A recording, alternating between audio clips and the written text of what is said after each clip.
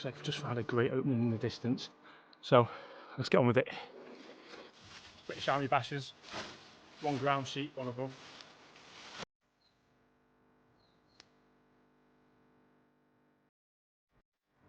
So what I'm doing, I'm driving a couple of stakes in.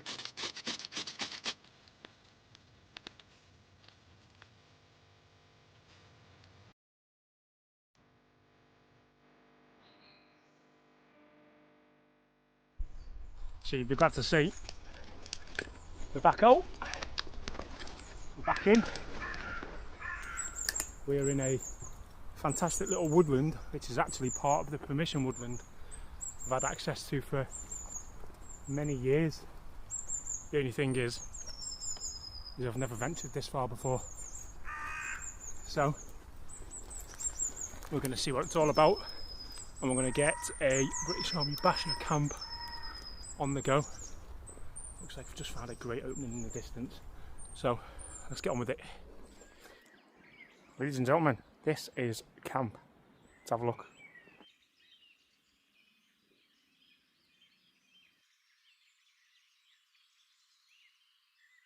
Right, so you've already seen the final product. I thought I'd take you back a few steps and I'll run through what the plan is. So, as usual, most of you might remember, I'm a massive fan of bungees and I like to bring a lot of bungees. And no tree is in the perfect place, so I'm going to have to run 2 bungees just behind where you are, going lengthways, and then I'm going to come off for the centre line. And I'm going to have to do that both sides. So it's a good job of running up bungees. DPM bivvy bag, and my favourite, 2 British Army Bashers, 1 ground sheet, 1 above.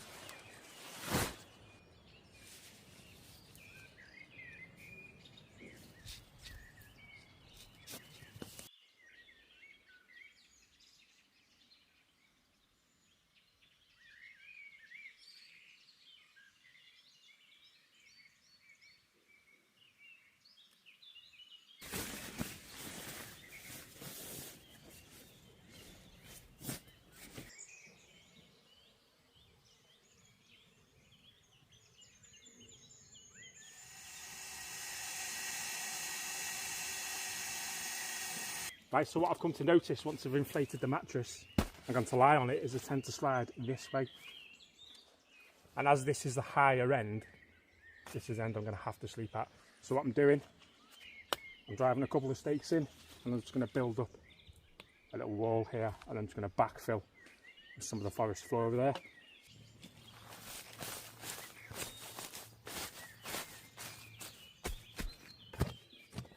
British Army Arctic sleeping bag. Bouncing bomb, I think they call it. Solid, absolutely solid piece of kit. Keep you warm, and the usual. Can't go camping without a pillow. I don't care how far you're travelling, you've got to have a pillow. Excuse the camera wobble, but I'm holding this down here by looping the tripod inside the loop of the cap. Gotta do what you gotta do.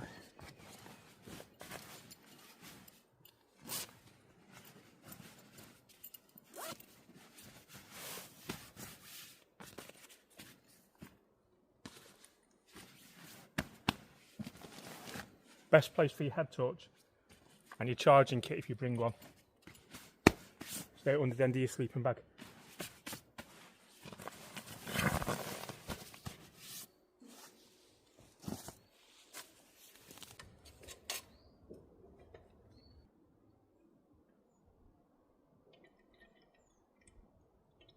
Quick tip, if you're going to be bringing a lantern with you, you're going to bring in fuel. Now this is a bottle from nail polish remover. Absolutely ideal for this type of job. I think they hold just about the right amount of fuel for a camp. They're solid, and obviously they don't leak. Everything you need. For this camp we're going to be using this wood gas stove. I've had this wood gas stove now for, well, I've had it since 2017. So it's well used, still solid. What we're going to do before I get it lit is run through a few tips on how to use these things. So when you're preparing your fuel for one of these stoves, you need to make sure your fuel doesn't go any higher than these holes around the top. This is because this is where the wood gas will vent, giving you a secondary burn. Another thing that you shouldn't do, you shouldn't just stick a fire dragon on top or pour some methylated spirits in there and light it, because what you want to do is you want to have a fire burn from the top down gradually, and it'll do that itself. So you can use one of these, break it up, spread it around like that, and it'll do its job. In the morning, if you just want to use a bit of fire dragon and have a brew, does the job well. So this is what we're going to be using today for this camp.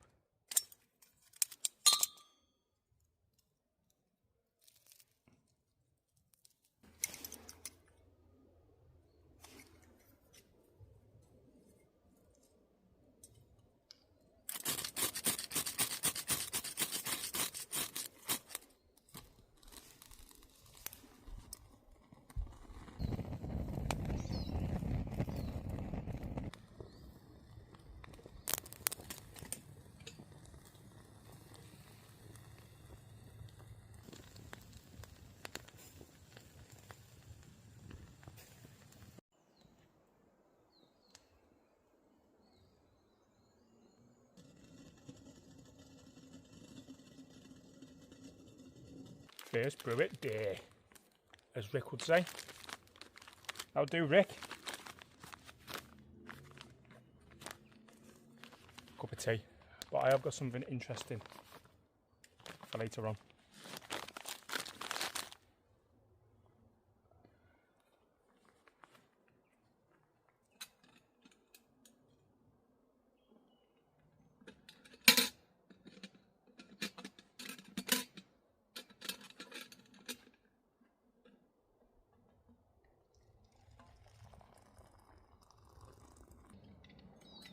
If you want to know why I struggle to make YouTube videos, it's because of this.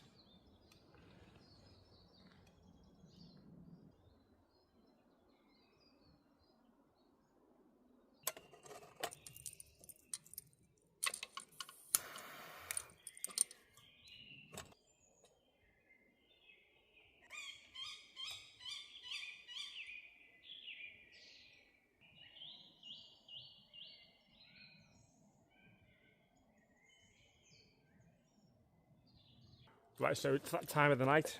We're going to get some tea on the go. I've got some tuna, got some pasta, and I've got some pre-grated cheese. And that is one heck of a combination. This is my go-to food now for whether I'm going in the Lake District into Scotland or into North Wales. Going to let this catch a bit more, then we're going to get some water boiled, whatever me little Stanley pot, another thing I've had for years and years. Although recently I did have to put a key ring on because I'd melted the lid. I'm ashamed to say. Right. Yeah, I don't even know what I'm doing here.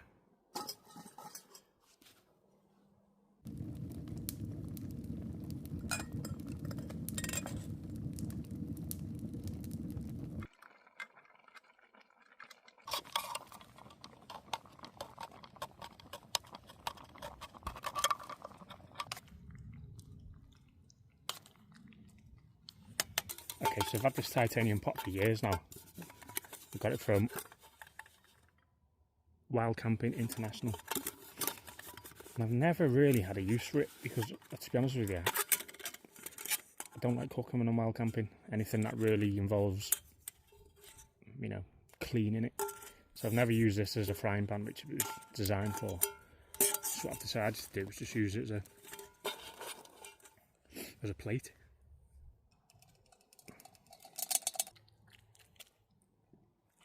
It is all about the layering.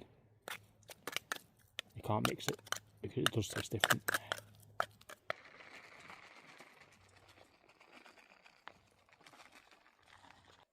Now the only unfortunate thing is that it's not due to rain. Now I do like a bit of rain when I'm camping, but we can hope.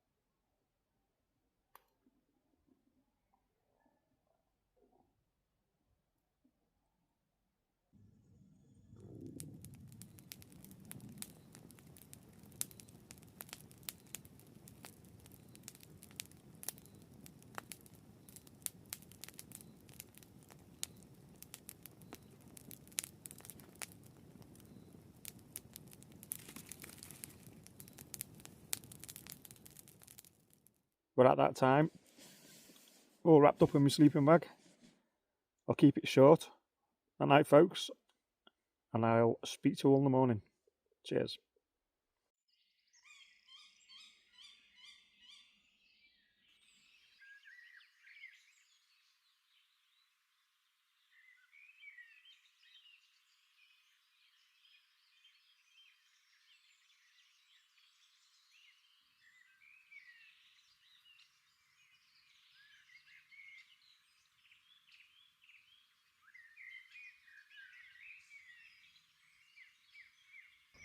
Bird life this morning.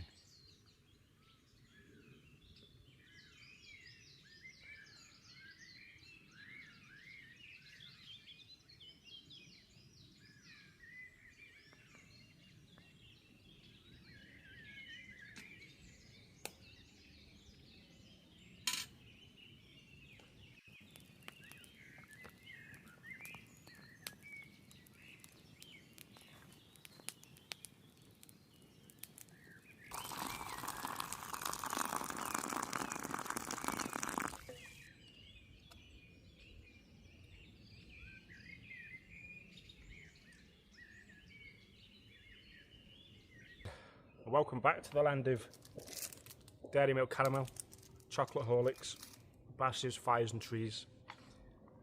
That's my morning so far. Breakfast is taken care of. So what I'm going to do, I'm going to pack away and I'm going to take a zigzag back to the car. I'm going to look for some potential wild camp spots for next weekend. Give me a bit of inspiration for the type of setup I'm going to go for, I think. Let's have a look.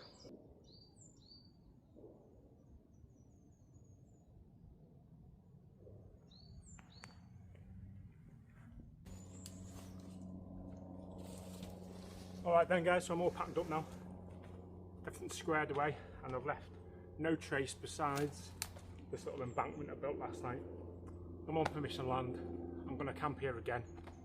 So I'm just going to leave that. The landowner will be absolutely fine with that. Other than that, no burn scars, no rubbish, no tin foil. Good job. Let's go.